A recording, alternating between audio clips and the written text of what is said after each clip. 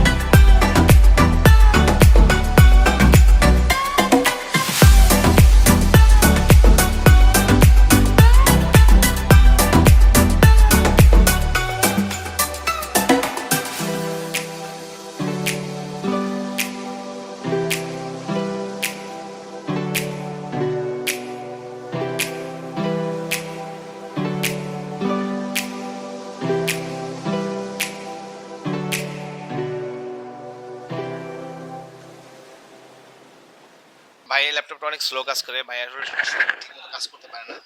So এই জন্যই তো আমি ওএসটা দিচ্ছি আর এসএসডি আপডেট করতেছি।